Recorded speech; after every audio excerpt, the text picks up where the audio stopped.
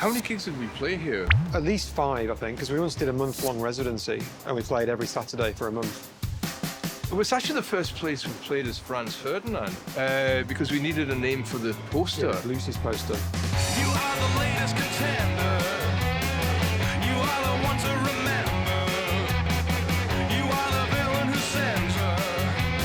Light or dark, fantastic passion.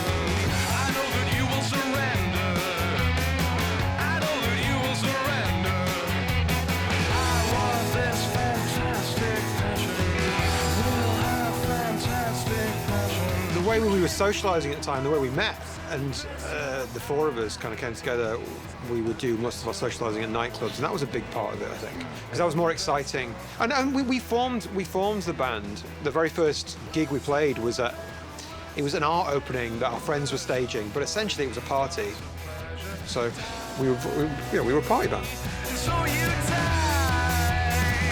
While we loved dance music, we really loved the idea of making something that was pure and raw and very rock and roll in the most essential sense as well. You know, like we talked about the idea of the original kind of form of the Beatles, like the Beatles in Hamburg. That's a very raw 4 kind of guys just sort of like doing it as brutally and primally as you could, but playing music that used the dynamics and the beats that we were hearing in clubs and the dance music. You can feel my lips undress your eyes, undress your eyes, undress your eyes. Skin can feel my lips, they tingle, tense anticipation. This one is an easy one. Feel the word and melt upon it. Words of love and words so leisured, words are poison, thoughts of pleasure. Die, and so you die.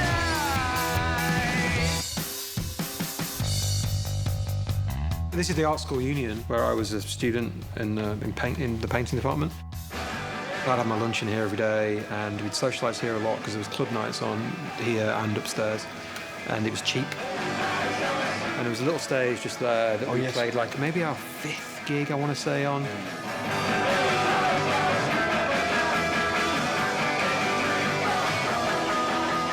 It was kind of a key location for the band because, like, I was studying here, Alex's girlfriend was studying here, Paul was a life model, and Nick's girlfriend was studying here as well. So our socialised sort of orbited this building, really.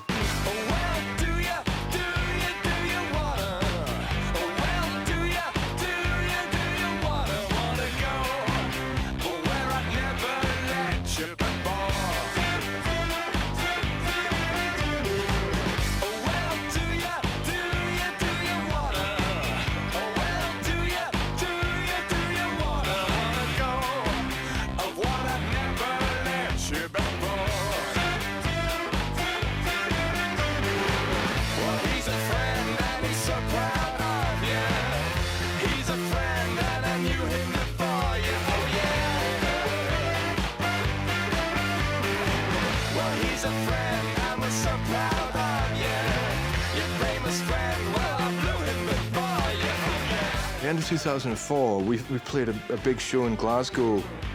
Things had blown up for the band. We'd been all around the world. And after the last show, we went back to this party at the Transmission Gallery. And it was a strange collision of worlds because there were all the people that we'd hung out with in the art scene here in Glasgow, and then quite a few other characters who were alien to that scene. Here we are at the Transmission party. I love your friends, they're all so arty. Oh yeah. And the song is essentially just snippets of conversation of things people were saying to me. Like, oh, I love your friends, they're so arty. It's like somebody who's obviously like totally alien to that scene trying to comprehend what was going on there. So the song's maybe more about that, the dissonance of the two worlds colliding at that point in our life.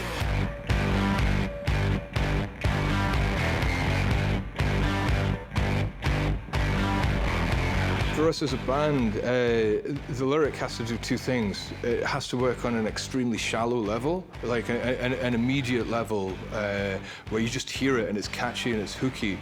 But also there's a subtext going on, an underlying text that if you want to listen to it and go into it with depth, there's something there as well. Take your white finger, slide the nail under the top and bottom buttons of my blazer. Relax the fringle, slacken ties and I not to look at you in the shoe. But the eyes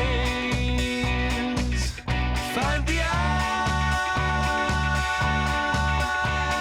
find me and follow me through corridors or factories and files. You must follow, leave this academic factory. Will find me in the matinee, the dark of the matinee. It's better in the Oh, it's the end of every line. Yeah. dark of the matinee is mine.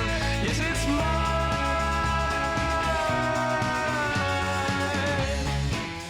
The verses and the choruses are totally unrelated to each other in that song. And that sort of happens a lot in our songs, where you would write a kind of like a theme, like a universe, create a universe for a chorus, and then create a universe for a verse as well.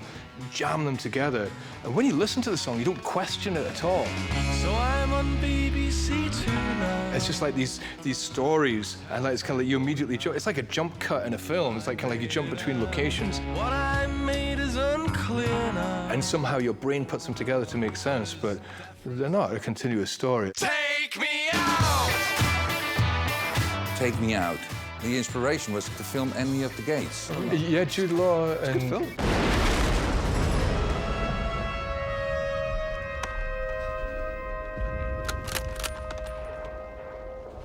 The film's about two snipers in the Battle of Stalingrad, and a romantic love story kind of intertwined in amongst it. And so this idea of snipers was in my head, and the whole film's based upon these two snipers and the tension between them as they're waiting for the other to make a move. And it seemed like a very powerful metaphor for me for the kind of romantic situation where you can find yourself in, where you're waiting for the other person to make a move, waiting for the other person to show what their emotions are before you decide whether you're going to show yours or are you going to show yours first. And the metaphor seemed to work quite well. So if you're lonely, you know I'm here waiting for you.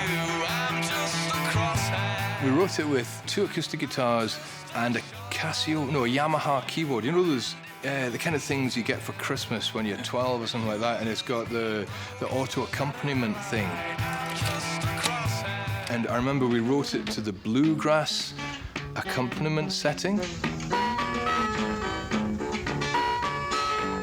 Sometimes when you work on songs, you'll work on a section when you write it. So for this one, we had the verse section, which was the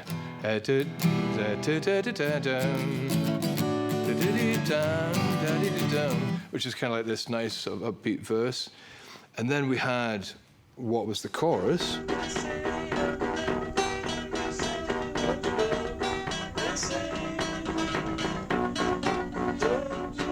And the tempos were quite different. And the first couple of times we played the song, we tried to do it as verse-chorus, like a traditional song structure, where you'd play the verse section, then follow it with a chorus, and then play the verse. And if we played it at the tempo of the chorus, which is a bit slower, you know, that kind of... It's kind of like, it's slower, so it feels heavier, whereas the verse is kind of like a bit more rapid, it's a little bit more kind of punky feeling. And if you played it at the chorus tempo, the verse felt too slow. Yeah. And if you played it at the verse tempo, the chorus felt too rushed.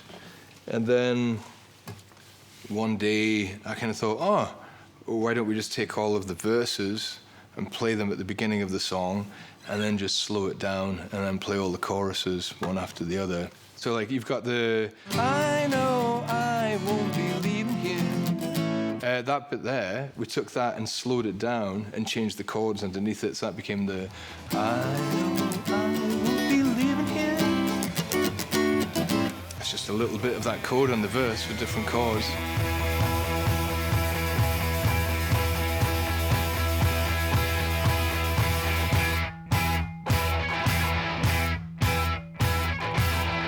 I could always hear in the song that there was something good in it. The heart of it was good. And not just musically as well. You know, there were catchy hooks, but lyrically there was something. Yeah, I mean, there's also the solution, which was putting all the verses at the beginning, seemed logical. Like, okay, that makes sense, even though it was an unusual thing to do. I say, don't you know? You say you don't know. I say, take me out. I say you don't show. Don't move time slow. I say, take me out. And we were also trying to mimic the music that we were dancing to at that time as well. Like that way of playing, like that just kind of like... We were basically trying to do what a mono synth would do, set on the most basic arpeggiator, so do-do-do-do-do-do-do-do. Yeah, just kind of imitating the sounds we were hearing on the dance floor with our A bit of guitars. four on the floor. And a bit of four on the floor, yeah. I say, don't you know? You say you don't know. I say, take me out. If I win this to die, no. If I win this to die, I want you to take me out. It makes for a fun gig, you know, when the audience are moving and you feed off the energy of a moving crowd. I guess it was also a reaction to play very direct songs with strong melodies. As often happens with sort of like music scenes, people are trying to outdo each other and show how smart they are. And my favorite kind of art is complex ideas presented in a comprehensible way. That's what my favorite novels are like, my favorite films are like that as well. And my least favorite kind of art is a boring idea presented as if it's complex. And quite a lot of bands can be like that. So we wanted to do the opposite. Like, I wanted to be immediate and we wanted people to move.